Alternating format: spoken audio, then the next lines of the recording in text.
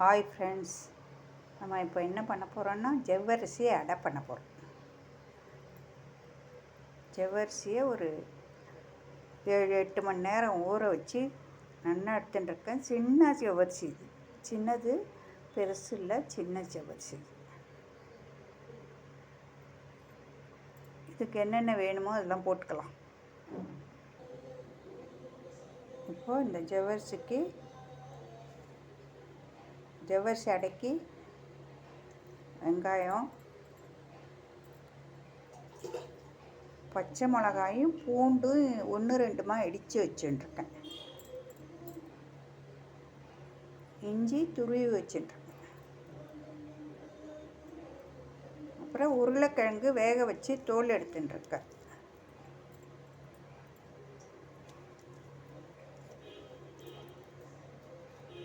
அப்புறம் இந்த வேர்க்கடலை, வறுத்த வேர்க்கடலையே பொடிச்சு வச்சுருக்கேன்.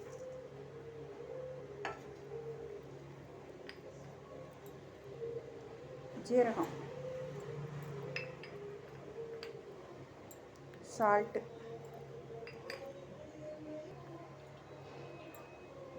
கொத்தமல்லி நல்லா ஜாஸ்தியாகவே போட்டுக்கலாம், நல்லாயிருக்கும் மனம். பிசைஞ்சிட்டு காமிக்கிறேன். இப்போ நல்லா பிசைஞ்சாச்சு. தோசைக்கல் காயட்டும், தட்டி காட்டுறேன். இது வெங்காயம் பூண்டெல்லாம் போடாமல் பண்ணலாம். நான் சும்மா டேஸ்ட்டுக்கோசரம் போட்டிருக்கேன். அது போடாமல் பண்ணாலும் நல்லா தான் இருக்கும்.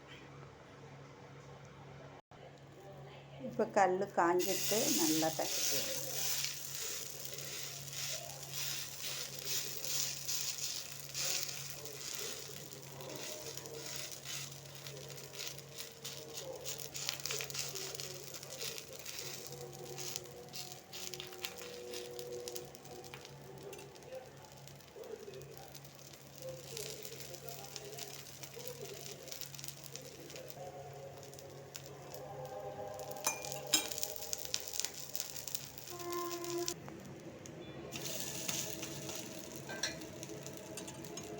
அடையை திருப்பி போட்டாச்சு. ஜவ்வரிசி அடைய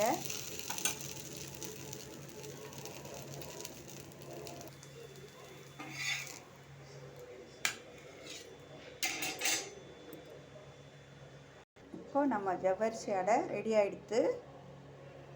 தொட்டுக்க தக்காளி சட்னியும் ஜவ்வரிசி அடையும் சாயந்தரம் ஸ்நாக்ஸாக பண்ணி சாப்பிட்லாம்.